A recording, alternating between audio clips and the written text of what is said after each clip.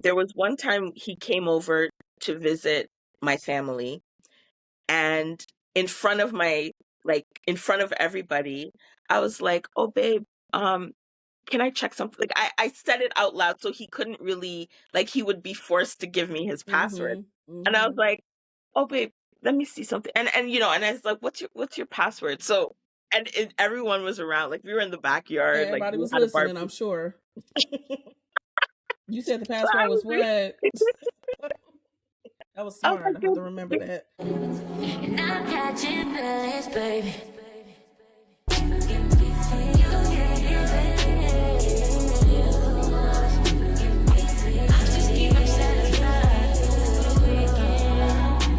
What's up, beautiful people? It's Hershe Sundae, and I'm back with the scoop after dark. Now, in our previous episode, you can go ahead and Tootsie roll on over and watch that. We had Miss Renee talking about her experiences with her husband, how they met, the dating process, all of the questions that needed to be answered. And now we're going to get into the proposal and the marriage. We left off on you two had the discussion. You let him know that, hey, let's get this process going. Let's talk about the wedding. Did you have to go over there for the wedding? How did that go? So after we initiated the K1 process, because the K1 is different than how I ended up getting married to him over there. COVID had hit in 2020. So when I initiated the K1 process, that was going to be him getting a visa to come over to the US, and then we would get married within there was a time frame. That's how the whole 90-day process works, right? That's why they call it 90-day fiance. But then COVID hit, and so I had gone back in December after we initiated the process. I went back in December of 2019, and that was my fourth trip. 1, 2, 3, 4. That was my fourth trip. Um, and when I came back, COVID had hit, and we were kind of stuck because Trump was in power. That was 2020, and he had banned Nigerians. That affected our K1 process. And then there was COVID, and it was like everything was shut down, and Italy was hit pretty hard. It was like that kind of would have eradicated us even getting married. And it's funny because I see on my comments, like, people were like, "Okay, that should have been your sign. That should have been the sign that this was not supposed to happen." Well, I'm pretty sure at the time would you say that you were in love with him? At that point, yes, Okay. I was. When you're in love, you're thinking, oh, this is a hurdle that we have to conquer as a couple, as a team, as partners. Yeah, Especially when and you're in it, you know? yeah. And for me, like, tell me I can't do something. Like, Mm-hmm. I'm gonna find a way. You know what I mean? Mm-hmm. So it was, Mm-hmm. at that point, it was like, okay, you I'll find a way. Like, I Mm-hmm. always find a way. It's been like that forever. So I mean, so what ended up happening was, it was like, okay, we were gonna do the K1. Then we said, okay, let's get married, but we're gonna do a destination wedding, because I'd already had a huge wedding. Mm-hmm. Like, over 350 people. Like, it was a big to do. I was like, I would love to not have do the same thing the next time.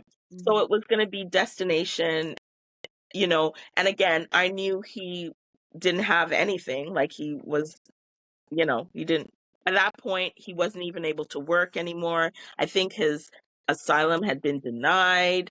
Um, he he was in a real, not in a good situation. So I was trying to focus on getting him stabilized. And so we had planned our destination wedding in Malta, and then COVID and all of that. So then it was like, okay, we were just like waiting for something to happen, something to open.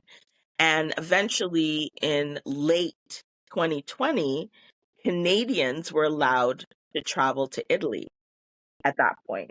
And so because I'm dual, I was like, okay, well, let's do it in Italy then. Right. And I don't know.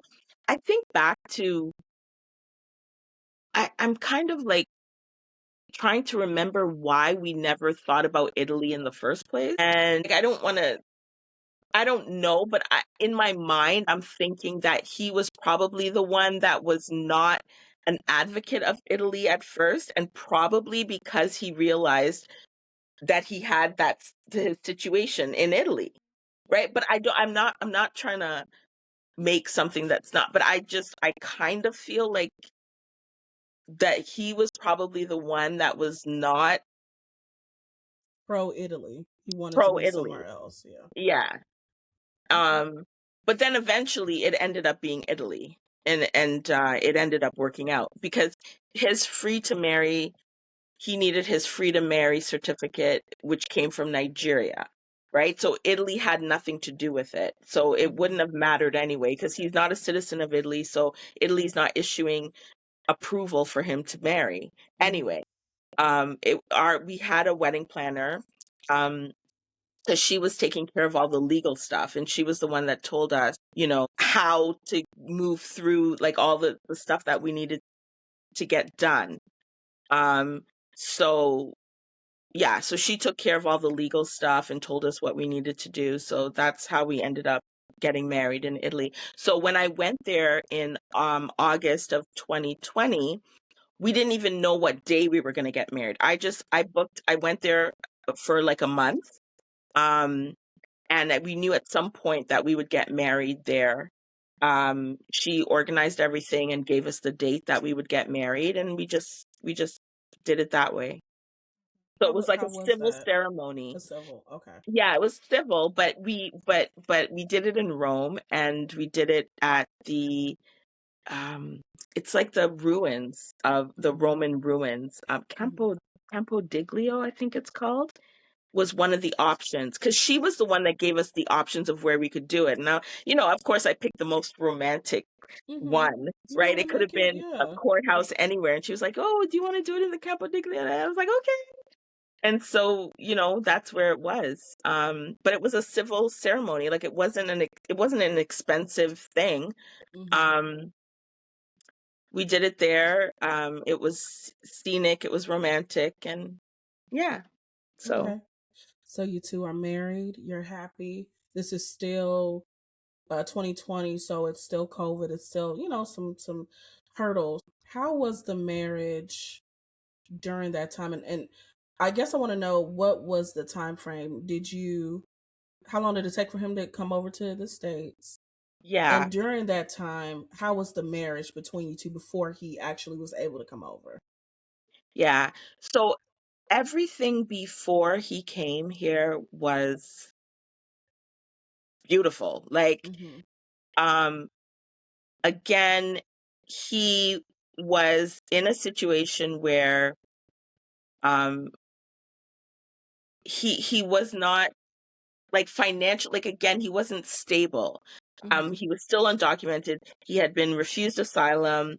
Um, at this point in 2020, he did tell me that he had found his child and the Okay. mother, Okay. um, and that he wanted to move from Napoli back to Torino. So this is when he started having problems with his friend, Mm-hmm. the same friend that would later become my friend, right? Mm-hmm. Like, um, and I thought that it was because of the wedding and because we didn't invite, because again, if we had gotten if we had invited his friends and all of that, like I couldn't afford all of that. Like, So they knew that you were getting married. Did your family know that you were getting married yes, too? yeah. My What were family knew, their everyone, reactions? people knew, but Mm-hmm. it was like I wasn't gonna have this big elaborate wedding because now I'm footing the bill, right? And But what were their reactions to you getting married to him? um not like, it was kind of like side eye, like, Mm-hmm. Mm-hmm. but but no one is gonna really tell me You didn't get a lot of pushback no. or negative type of. No, it was more like, okay, like, do you know what you're doing? Like, do you trust this guy kind of thing? It was more like, okay, like, you're a grown woman, you know what you're doing. Okay, let's see what happens. Like, it wasn't, it wasn't anything that, like, no one could stop me from doing what I'm going to do anyway, right? Like, it was more of that kind of, okay, okay, if this is what you want, if you like it, I love it. When it came to your children, I know you said you have two.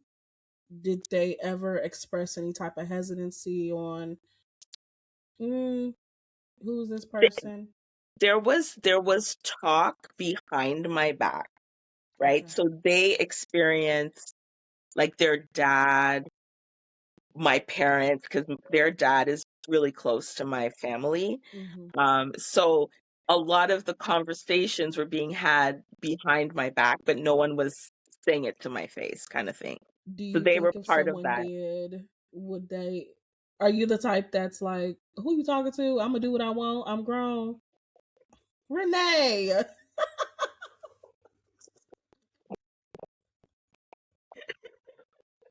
knew it. I knew it. Well, okay. And because I'm the same. Why? I'm gonna do what I want. Seriously? I'm gonna do what I want. Like, come on.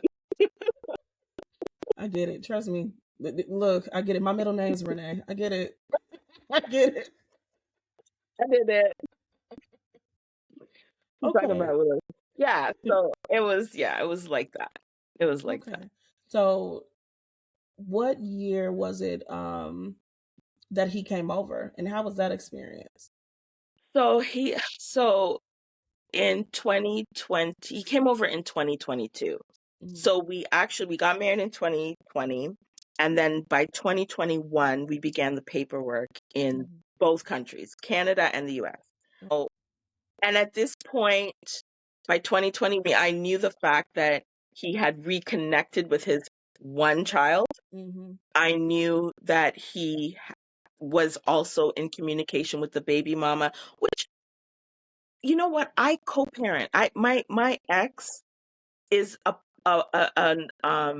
very important part of my children's life. Like, we co-parent. So to me, that was no big deal. I was happy that he was communicating with her, that he knew where his son was. What I didn't know was that he had the other son and I didn't know all of that. So, but by 2021, we started the paperwork, and everything happened so quickly. So he ended up getting approval in the US before Canada. And so by 2022, and because he was in Italy, like, if he was in Nigeria, this relationship would not have moved forward, right? Because I was not going to Nigeria. I got it expedited. Like, it just, things happened because my children had developed epilepsy in 2020, right? My daughter, and that first my daughter and then my son. So all of that. So anyway, we ended up getting everything expedited. Oh, he got approved in March of 2022. And then he came over by April. So the thing was, now I couldn't bring him over because my family in the US, I stayed with family. Like, I didn't have my own place. I had a home. The home that I had, I was renting it out because once my kids developed epilepsy, it takes a village, right? And with the kids and all, like, I just couldn't deal with all of that by myself. So we rented out the place where my house that I was living in. I rented that out and moved in with my family. So, and then in the US, like, I was staying with my grandfather and his wife. So I didn't have a place for him to come to when he got approved. And it was like, he wanted, so it's funny to hear him talk now, because I listen to some of the things that he says and I'm like, he makes it sound as if I pressured him to come to the US. He was not in a stable situation. So when he got approval to actually come to the United States, he was the one that was like, okay, like, Let's go. let's go. Yeah. And so I had to figure out how this was going to work. So my coworker who had been part of my journey, like she had told me, well, my husband, he has a renovation company, like he can come stay with us. He can live. She was in North Carolina. So she had a job, like I had a job lined up for him, a place for him to stay. So it's like, okay, well, if you want to come, then this is what the situation would look like. You go to North Carolina, you can stay with my friend, you can work with her husband, and, we'll figure it out from there, because it was a better situation than he was in. Because where he was, he couldn't work. He could, like, I was the one helping him, and it definitely would have eased my pockets for him to be able to now start working. I mean, Have this some is my income. husband, Yeah. right? Yeah. So so for me, I was like, okay. So he came. I even changed. Oh my God, I remember changing my address. Like it ended up screwing up a lot of stuff for me personally with work. But anyway, he came over here. Um, he moved to North Carolina, and then within a few months, it was like he wanted a different job, right? Like he wanted a real job, right? He didn't want to work anymore like he wanted to work, find a job, have benefits, all that kind of stuff. And so then he moved closer to the border, so that it would be easier for us to go back and forth, because North Carolina is far from where I am. I would have to fly there. I'd have to, it was still long distance. And I was like, this is not what we signed up for. And so at that point he moved. I did his resume. I sat down. This man never had a resume in his life. Okay. Based on our immigration documents, I put together his resume, helped him, sat with him, coached him through interviews. He got a job really quickly in the Buffalo area, and then we had to find him a place to live in Buffalo, because again, like I'm not living there. I taught him about credit. I protected him, because I didn't want my situation, my credit, my history to affect him. So I always tried to maintain his stuff. Like people laugh because I said I added him as an authorized user on my credit card. I did, so that he could begin to establish credit. And then once he established credit, his credit became better than mine. So I had to take him off of my cards, because putting him on my cards actually brought his credit score down, right? Like his score he started doing way better than I was. And I was happy for him, because I was like, okay, once you stabilize yourself, then that's going to help us stabilize. Because I we're married. Yeah. So I was giving him the space to grow and stabilize himself. That's what I thought I was doing as his wife. Let me ask you, you were giving him all of these things. At the time, what was he giving you that you felt like he is? I know the financial part, he was not able to contribute for, obvious reasons, but did you feel that you were getting poured into as well? No. And maybe that's the part where I guess I have to look at that, because I never viewed us or our relationship. I never thought about what I was getting from him. I really didn't. I always thought about what I was giving. And I just believed that at some point it would switch. And then once he got stable, he'll be able to pour into you because you've helped with the foundation of it. But that never happened. And so as he began to stabilize, he just became, and I mean, I gave him great, like, it's not like he didn't do anything for me. Like, he would every now and again, he would, he'd buy a whole bunch of stuff for me, like clothes, purses, bags, shoes. Like, he would do a dump, right? Like, I'd go there, he'd pull out a box and he'd have all these clothes. And I'm like, okay, like, he has great taste in fashion. Like, I mean, and great taste in purses. Whenever, he traveled back to Italy twice. He never took me either time. But yeah, he would bring me back stuff. But there was never a point where he ever poured into me. When you said he went back to Italy twice, did he tell you it was for his son? Yeah. So, okay. So in 2022 was when I found out. It was just after our anniversary, actually. And prior to that, were there any time frame where you two were living together?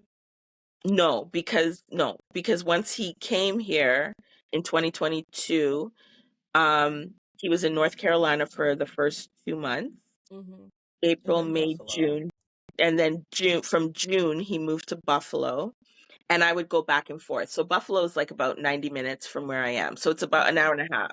Okay. So I would go back and forth, or he would. No, he didn't have his license at first. He didn't have a car.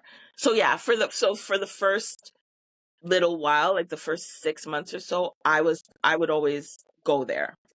And he had a roommate where he was staying that first year. And yeah, like, so we'd see each other regularly, but he was still stable, like he was still stabilizing himself. But as he began stabilizing, he just became more focused on himself and his children. So 2022 is when I found out. September of 2022, I started noticing, spending more time with him, I started to notice how frequently he was in communication with the mother of his kids, like the constant texting. At that time, was it just the one that you knew about? When did the second child? So when I started noticing the texting, there was one time he came over to visit my family, and in front of everybody, I was like, "Oh, babe, can I check something?" Like, I said it out loud so he couldn't really, like, he would be forced to give me his password. And I was like, "Oh, babe, let me see something." And and I was like, "What's your password?" So, and everyone was around. Like, we were in the backyard. Like, Everybody we was had a listening, barbecue. I'm sure. You said the So I password was was really, what? That was I was smart. like, I have to remember that. yeah, that girl. I was like, so I remember it so clear. He was sitting over there. I was like, "Babe, what's your password? I just need to check something." And he was like, so he told me, and I entered it. So now I had that in my head. So that happened, So when we were back at his place, he hadn't changed his password. So I went in his phone and I started going through his messages with his baby mama, because I was like, why is he like, she's always like saying goodnight, he's always texting, all this. So I didn't even think at that time to go through his pictures.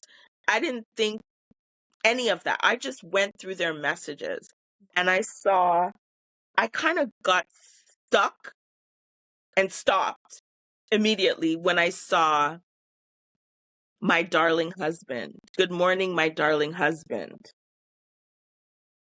"My love," my obim. Obim means my heart, right? It's like a Nigerian, or what, I'm Igbo, I don't know. Term of endearment or something like Yeah, that. term of endearment. So my immediate response was, "I'm gonna call her." And he was sleeping. He worked night shifts. I think he still does. I don't know. But so I had his phone, and I had spoken to her, like, one at this point, like, now I know they're co-parenting. I know who she is. She knows who I am. Like, I'm assuming she knows who I am. Let's put it that way. So I call her and I'm like, so she thinks that it's him calling, and she answers. And then I said to her, I said, "Hi, like, this is Renee, Trix's wife." Like, I said, "I'm looking through his phone at your messages," and I said, I'm just really, I'm confused. Like, can you help me understand what's happening here? Like, why am I seeing my darling husband? Da, da, da. And then she starts, like, she was very polite. Like, she wasn't rude or anything. She started making excuses, saying, "Oh, no, no, that's just what we call each other because, Nigeria, oh, this, that." Like, she was making all these excuses, and like, so I literally did not know anything about the second child at that point. But I think what happened at the end of our conversation, she ended up, like, I think she started crying or something, and then she said, "Okay, I'm gonna block him and I won't talk to him anymore." And I was like, okay, that was totally an exaggeration. Like, how are you gonna say you're not gonna talk to him anymore? Does that make sense? Like, but it was kind of childish. But anyway, so then she hung up and whatever. So I put back his phone, and eventually I went back to doing my work, and I was just trying to process everything that happened. And then when he woke up, I put the phone back, came back outside. I was working for a bit, and then he came out, he was like, he had his phone in his hand, and he was like, "Renee, what have you, no, he was like, "Renee, do you know what you have done? Do you know what you have done?" Right? And I was just like, I was looking at him like, "What are you talking about? Like, what are you talking about?" Right. And anyway, long story short, he went back to his room, he came back out, and then he decided to get honest, right? I think it's because he didn't know what I knew. He didn't know what I saw. Mm-hmm. And he started to tell me, that's when he told me, I don't just have one son, I have two. And like, that moment it felt like a sucker punch to my gut. Right? Like I always equate it to the moment when I found out that I was adopted. I found out I was adopted at 18. Like, that was a sucker punch to my gut too. Was it 18? I 1992. It was the same year my sister got married. So that's what it felt like. And he said that he had the second child. So in that moment, you don't all of the processing that I'm doing now, I wasn't processing in that moment. Everything was coming out all at one time. Speaking with his child's mother, her reaction is weird. His reaction is weird. Now he's telling you all of these truths. Now you're knowing or learning that it's a whole second child in the mix that you knew nothing about. And y'all had been together since 2018, and this is now 2022. And did you inquire how old the second child? Well, it's younger than the first, so So where this baby come from? immediately, I wasn't thinking through all of the things that I have since now thought through. But what he told me at that time was that he had the second child. He didn't know that that she said it was his, Mm-hmm. but he didn't have DNA proof. And he said that he had told her, he said that when he found them in 2020 was when he found out about the second child, which turned out to be a lie, because in 2025 I saw pictures of her pregnant in his room. Mm-hmm. So I know he knew about the child, and I found pictures from January of 2019, April of 2019, and then pictures from August of 2019 with her holding the little baby and him. So the fact is, he knew in 2019. It was right there on his timeline, and I have this screenshot that I took. I took screenshots from his phone of all the pictures. He knew about the birth of the child. He knew about the pregnancy. But now in 2022, when he's telling me, what he's telling me is he told me that he didn't know about this child until 2020. When he found her, he said when he went to see his son, he saw that she had a second child. So he was telling me. Why he didn't tell you the truth? Yes, he said. Yes. He said that it was because he didn't know. He knew that she was pregnant. He knew that she had the child, but he didn't know if it was his. There's no DNA proof of this child, right? And this is what I held on to until 2025 when I started translating documents, because a lot of these women, like, no offense, but they go over there and they go to Italy to be prostitutes. Like, they go to Italy because there's like a madame who, whoever they pay to get them over there, they have to do work to pay that person back. So I'm thinking, okay, she, like, I don't know how she makes her money. I don't know. I know that he told me that the reason why he never dated women in Nigerian women in Italy was because they were all prostitutes, right? So I don't know her. I'm assuming, I don't think that that's the life that she lived, because I feel like that's the reason why he says that's the reason why she asked him to get her pregnant, so that in Libya, like, it's, oh my God, there's just so much. He claims that the reason that they met in Libya, and she approached him and said that she wanted him to impregnate her so that she wouldn't have to be a prostitute when she got to Italy. That's a story that he told. Even though there are documents showing that they're married, right? The story that they've told Italy is that they're married, and that they were married from Nigeria. That's their asylum story. So are they legally married No. anywhere, or is that just what they told them? Okay. No. So, okay. With that being said, why did he still explain, okay, because he could have told you all of this. But he didn't. But he did not. So after he came clean, what was your reaction? Was that the beginning of the end of the relationship, or were y'all still okay? So in 2022, like, he never came clean. Let's put it that way. I've always received parts of the truth, and I've had to piece together. In 2025, when I started translating documents from Italian, that's when I got the full story. And that's when I began reporting him, right? Because and prior to that, you two were still as husband and wife up until 2025? Girl, yeah. So this is recent, Renee. Yeah. Listen, up to October, like, this is why now the side chick, or whatever she is, this new supply, the one, whatever he's got going on now, she apparently came into the picture, but he was still,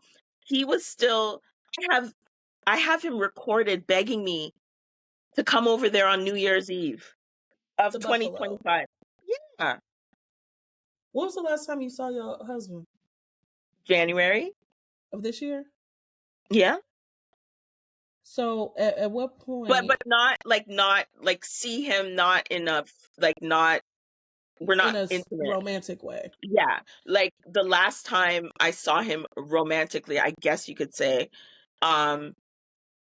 was October. But now I'm understanding that he was already in this relationship with this woman. So, and is this woman in the States? Yeah. And she's pregnant. Yeah. And she's how far along? I mean, I don't know. She posted she posted her pregnancy test. She posted saying she's pregnant. So rumor has it that she's pregnant. I don't know what the truth is anymore. I don't know what the truth is. Okay. So October 2025, you start translating the documents. You're getting the full picture, right? I'm assuming. I started translating the documents before that. So Okay. by around May Mhm. of 2025, because now I'm on the line, right? Because I'm realizing this man, I renewed renewed his green card, right? Took the removal of conditions off of his green card, What does that mean? right? Like, okay, when he first got here, he came on a CR1 visa, which means you get a 2-year green card, right? After 2 years, you remove the conditions of that green card and then you get your 10-year green card. Mm-hmm. So I knew about his second child, but I didn't have evidence or proof that this child was his, Okay. right? So we moved forward in removing the conditions off his green card. So now he has a 10-year green card. Okay. But then in 2025, he was applying for citizenship, naturalization. Now, by this point, I had started translating documents. So I had evidence that this child was his. And she was pregnant when you started talking to him in 2018. She was pregnant. You said there were pictures in 2020. So y'all were in a relationship when she got pregnant anyway. So there had, even if the story of it may not be his baby, the fact of the matter is he was still cheating. Yeah. He was still cheating. Okay. At what point was it the okay, this is it. I'm done. I'm done with you. The whole, and how did he take it? Like, walk us through that. It was kind of a gradual process because, like I said, 2025 was really when everything started crumbling. And I was kind of back and forth. Like, I had started reporting him to USCIS because I was like, I have to do my due diligence at this point. Like, there were parts that I knew before, but I wasn't sure. But when you're actually holding the evidence in your hands, you can't, like, I can't keep pretending now, right? I have his asylum testimony. I have her asylum testimony. I have evidence of him, legal documents of him. I have so much stuff that demonstrate that this man is a liar. Like, he lied to Italy. So at this point, what's the truth? I don't even know what the truth is because he told me one story, but these documents are telling me another story. And so I just got to the point where it was like, okay, stop, right? Like, I don't want to get in trouble. I brought this man to the country. I brought you here and you lied, right? And then what happened was, aside from that, he started becoming extremely cruel. Now, in about April or May, this was after he secretly applied for naturalization, which I didn't even know about, right? He eventually told me that he applied for naturalization, which has since been canceled. His interview, because I started reporting him and his interview has been canceled. But the thing is, he said he wanted a friendly divorce. This is what he told. This is what. Let me tell you what this is. This man, girl.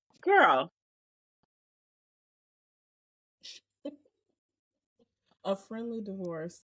He said, And when was this? Was this was about April, May, right before I started reporting him, because I was like, he said he wanted a friendly divorce because things aren't working out now, according to him. Was there? How were you all prior to him saying that? Were there arguments? or it just came out of nowhere? No, there were arguments because by this point, in January, after I found out, after I found those pictures, Mm-hmm. that's when I had my second meltdown. My first meltdown was in March of 2023. Um, after I found out about him and some local Buffalo girl, Mm-hmm. that he had gone on multiple dates with, Mm-hmm. um, and borrowed money from. I had my first meltdown. The second meltdown happened in January of 2025 when I saw the pictures and the reality. This was before I started translating everything. So things were, I mean, not good. But during this time, he's applying for citizenship, and I'm starting it's like I don't know how to explain it, but when it's like it's not good, you still love the okay. Well, I won't generalize. I mean, I still loved this man, but he was doing me dirty, and all the evidence I ever needed was right there, right?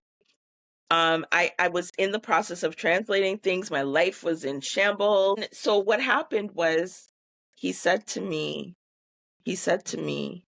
um, well, we're still married, like I'm not seeing anybody, you're not seeing anybody. Like it was just weird. Like we were still kind of like holding on by threads, but not things weren't working out. Like he had applied for citizenship, which I later found out about. So we were still seeing each other every so often. Was it And tension when you saw each other? no, no. At that point, after my meltdown in January, um, I I think we still communicated. Um, and I was trying to figure out, like, I was getting stuff translated. I had started getting documents translated. So I was finding things out piece by piece. And it was like, I didn't want to not, I didn't want to like completely let go of our communication because there was still information I needed to know. Mm-hmm. Right. You And wanted to so keep some type of line. I Yeah. feel like I was kind of like, still needed access. Um, I think he at that point just added me to his benefits. So he Mm-hmm. was proudly showing off that he added me to his dental benefits. I mean, he was working with that company for years and he's just adding me to his benefits in 2025. Like it was just like, anyway. So yeah, at this point it was like touch and go. Mm-hmm. Um and Not to cut you off, yeah, were your family and friends aware of this situation too? my friends, some of my friends, yes. My parents didn't quite tell them everything, but my very close, like my sister, my cousin, and my very close friends knew that we were touch and go. Okay. Their reactions were they supportive? Were they angry? I'm sure both. A bit of both. Not angry. Angry at him maybe. Mm-hmm. Um, but just kind of like not wanting to say I told you so. Um, and his level of cruelty had begun increasing. Um, like yeah, toward the end, like that level of cruelty just really began What are some increasing. examples of the cruelty? The things he would say to me, like he would say to me, um, he would say that if I was in Nigeria, if I was, like, he would say that I was a, he would call me, names. Like he would say, I'm a public wife. He said I'm like a public toilet or something. He said that he would say, woman who bends to pee, like just horrible, like things that I can't even believe that I allowed myself to. I don't even understand that. What do you mean a woman who bend to pee? I gotta bend over. I gotta Like squat. Negro. just Girl. just ridiculous, like just So he was being verbally abusive. verbally abusive, emotionally abusive, just like all of the traits. Like I can't diagnose him because I'm not a psychotherapist, but Mm. the narcissistic traits, like textbook, textbook. And I myself, I think when I look at who I was and in that situation, I don't even understand how I stayed with someone like that so long, and how I was still, but I was already invested. Like by now we're 7 years in, Mm-hmm. 10 toes But down, was like it you didn't want to lose out on the relationship in total, or did you feel like because you were so invested, you wanted to try to see it through?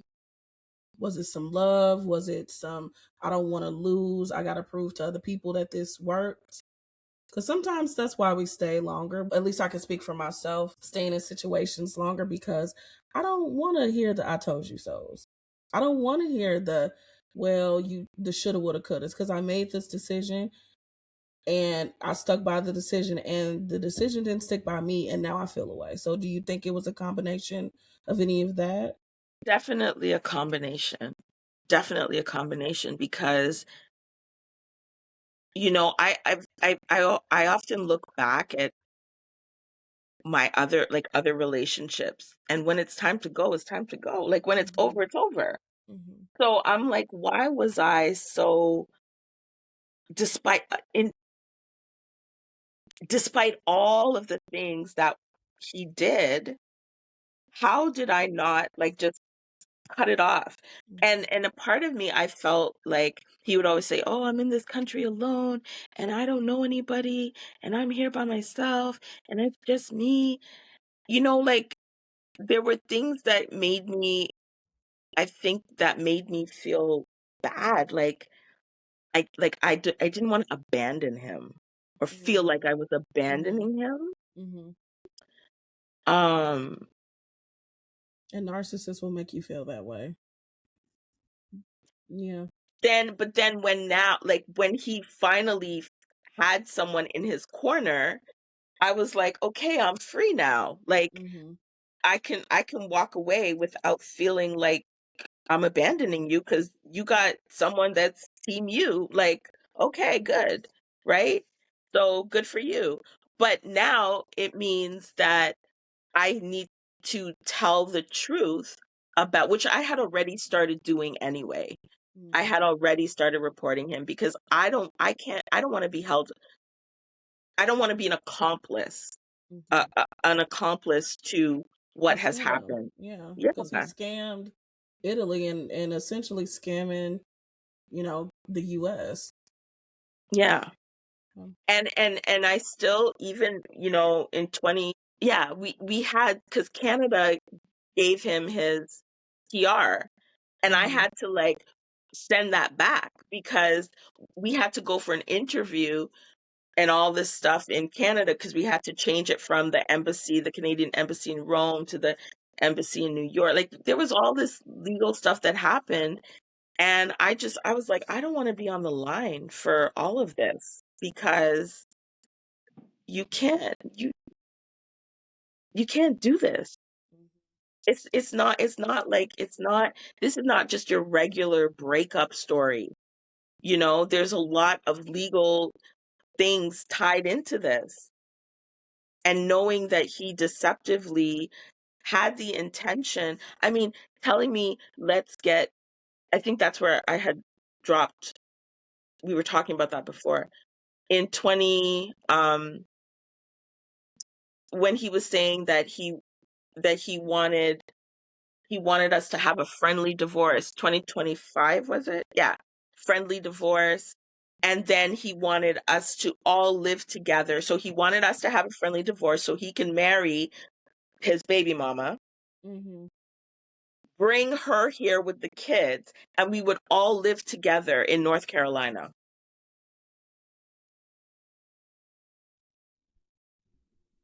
What magical Disney kingdom?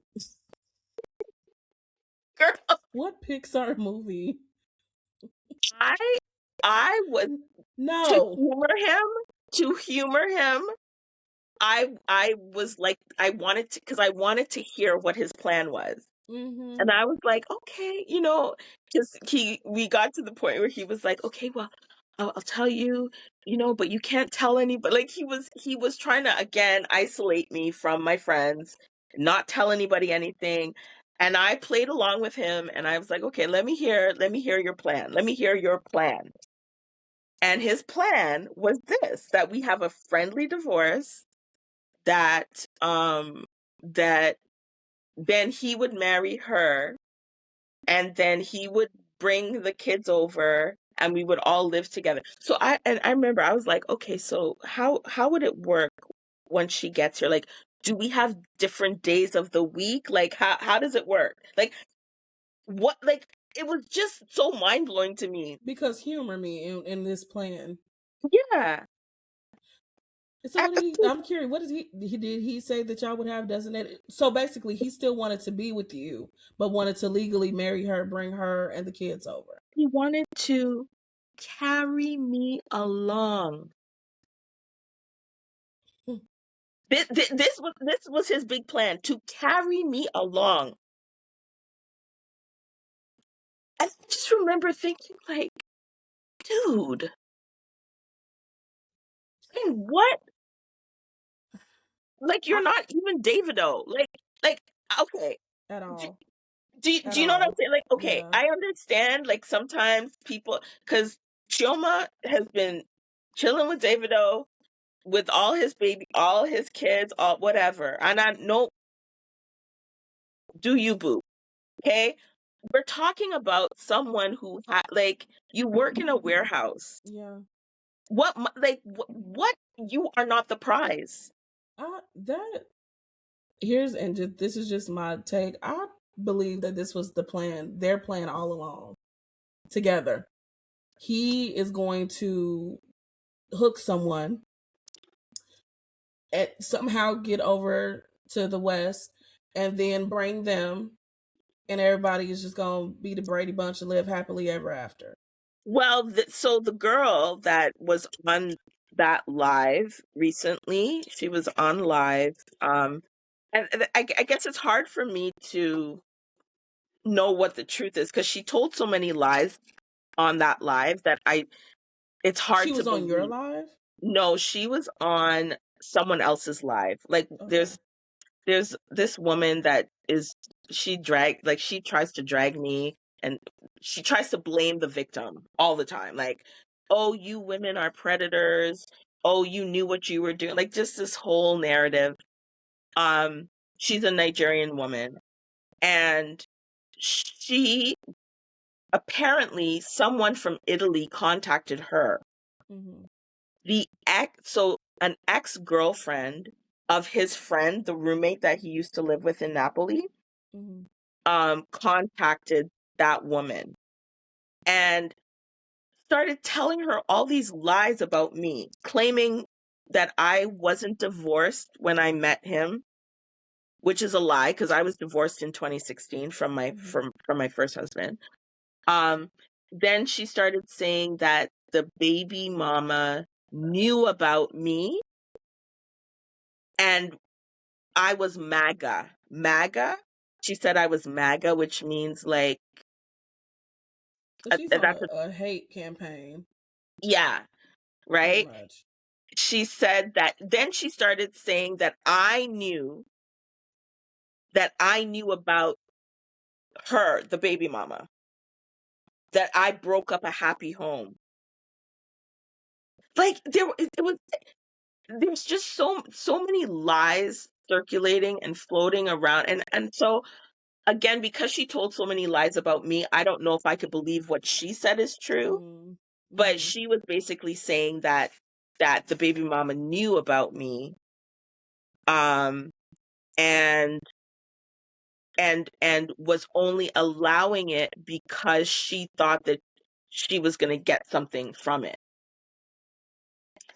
That is So I don't awful. know. I Yes. don't know what to believe anymore, because I also had someone reach out to me on my page, saying that they were friends with the baby mama, Mhm. and that she didn't support any of this.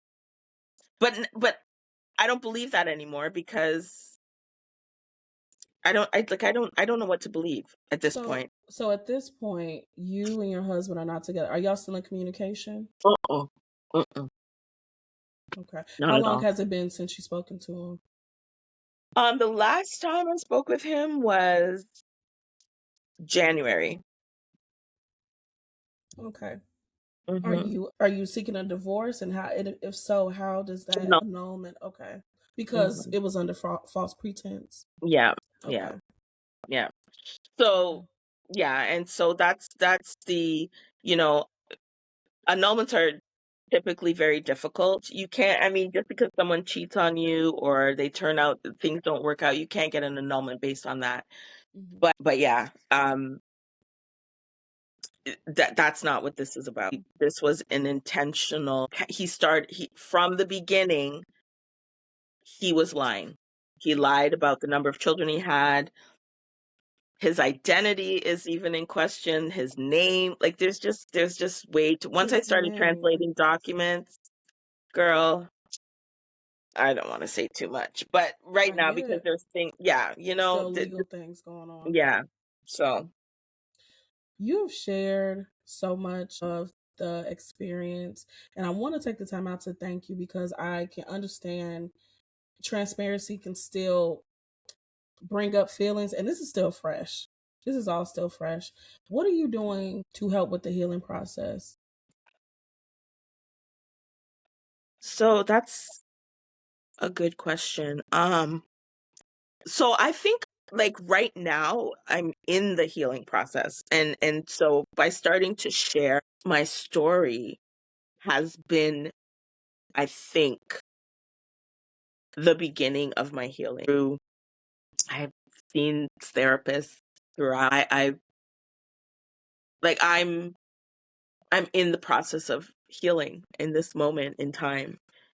Um so I don't it's still unfolding um every day. Every day it's What are still unfolding. your views on love at this moment? Do you believe in it still? Is it something that once you feel like you've healed, do you think that's something that is attainable? Would you do long distance again? Um hmm. I will not allow this experience to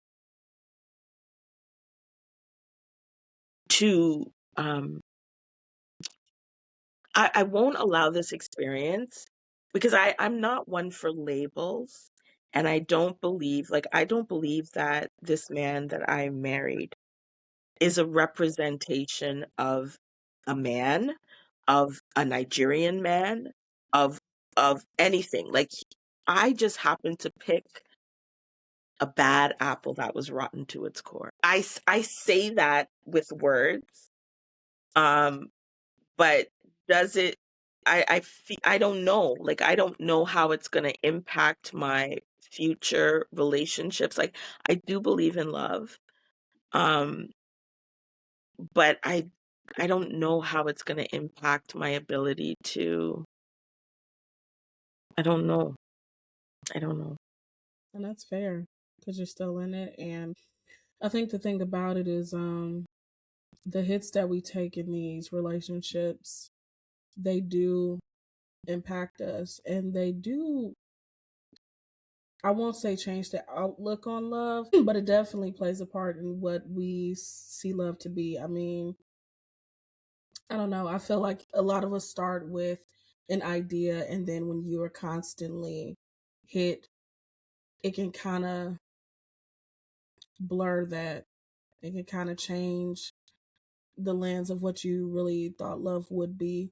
And then it kind of shows you what people are capable of. And I think that that is the most heartbreaking, part, is that people are capable of something like this when your intentions were so pure, and it was coming from a place of like, man, I would love to see you win. I care about you. I love you. When you described how you felt seeing him kind of blossom, feel good about himself, you wanted that for him. That is a very selfless act. And as a lot of us as women, and I'll just say as people, but primarily women, Black women, I hate that our nurturing spirits and us being the givers of life and love and light is so abused and taken advantage of, because you have people who are only concerned with their own selfish motives and their end game. And truth be told, yeah, y'all met long distance. Yeah, it was a lot of hurdles, but I'm gonna be honest, the same thing can happen to somebody you live next door with. Absolutely. That's the thing. It's a person's intention, because just like you have a story of yours, you have a story of like, oh no, we met and things are great, and this is the love of my life, or things start out great and people change. It's sad, because it's like the good people who deserve to be poured into, deserve to get a surplus of love, they don't get that, and sometimes it could change you for the worse, because Well, it changes your view. I think if there was anything I learned from this experience is that no matter how much you love someone, and no matter how much, like, with kids it's different. Your kids, as a parent, you pour into your kids and they love you today, and like there's this, that's a different kind of relationship. But when you have taken someone from the place that I met him, and they're not your child, right? Somebody that I literally took from, like, I never expected that it would be possible for him to be as cruel and as hateful as he has been to me. I think that's the shock of it, is that I never believed that after loving so purely, to have that person turn on you is the most unbelievable thing I've ever witnessed in life. And that's the part that, if anybody needs to understand, anyone needs to take anything from this, take that the heart of a human being in survival,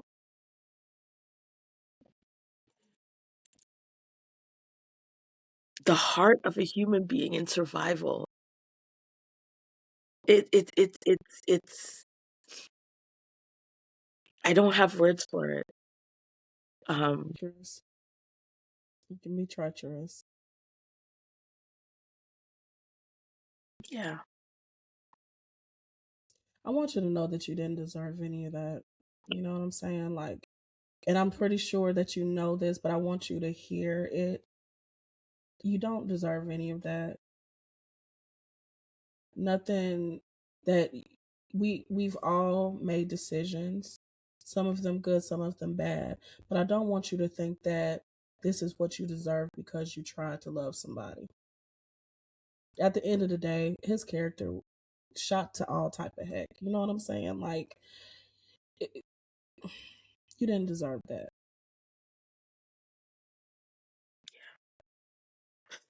Yeah, I appreciate that. I appreciate that. I mean, there's different schools of thought. Well, people will have people will have opinions, and it's easy to say what you could have done, what you should have done. That's human nature. We all have done it. Like, oh, I wouldn't have done that. Well, maybe not. But the situation is here. We're all learning. You know, we I think in our quest to try to find love and have love, sometimes we just we try. We just try and we hope for the best, and we hope that what the good that we're pouring out will be poured back into us, and sometimes it doesn't work that way. If Yeah. anything, you know, it's a valuable lesson to, hey, these were the signs, now I know. You know, now I know I'm not dealing with this. If something comes up to where I feel uncomfortable, or I feel like you're not being transparent, or I feel like you're not being honest, you know, it's a wrap. And like, I think it's like almost the quest to give love. Like, Mm. I feel like it was that, I don't know why I felt that need to give, to try and give so much love. Like, I don't know, like, what was I hoping to get from that? Was it, did I have an underlying, like, because the thing is, I've never felt like I needed to do that for anybody else. Like, even my own children, like, I know my kids are surrounded by love. I never had this need to, like, I need to give them all this. Like, I've never poured into somebody like that. Um, and then the thing is, like, I poured into him so much. And then now it's like I have to pull it all. It's almost like it was wasted, because now I have to pull it all back. Like, the same way that I built you, I have to destroy you. And I tried for a long time not to. But now it's like you've taken everything that I poured in, and now I have to literally, with that same energy, pull it all. Is there a part of you that still love him?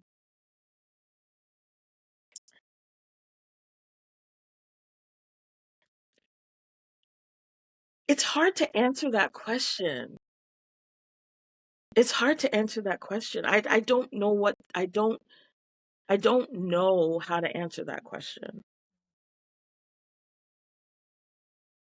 I don't know how to answer it, because I you can't, I mean, to say I don't love him would be a lie, but my actions, I can't, it's like I can't love him. My actions are not actions of somebody that loves another person, Mm-hmm. right? Um it's like it's almost, it's like it's karmic. I don't know. Get it? And those actions, I mean, those he brought that upon himself. It's justice. Yeah. You know, Yeah. like, I'm out for justice. Yeah. That's what I'm out for. Yeah.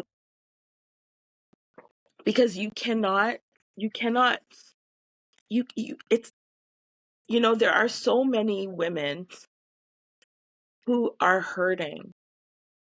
They are in my inbox. There are women that have experienced this type of deception through marriage for immigration benefits. And I know that heartbreak happens every day. Mm-hmm. People always, I've seen people say, "Oh, it's no big deal. Relationships work. They don't work out." That you can't. This is not something you can just minimize and make it like, "Oh, okay, it just didn't work out," because the underlying basis on everything that was this was built upon deception. So it's not just something I could just walk away from, like another breakup. Oh, just another breakup. No, it's not okay. And anybody in their life that ever even has the thought to do this, I want them to remember me and remember what I'm doing. Because never another person, if you ever thought you were going to do this, think twice. Think twice. Do not do this to another human being.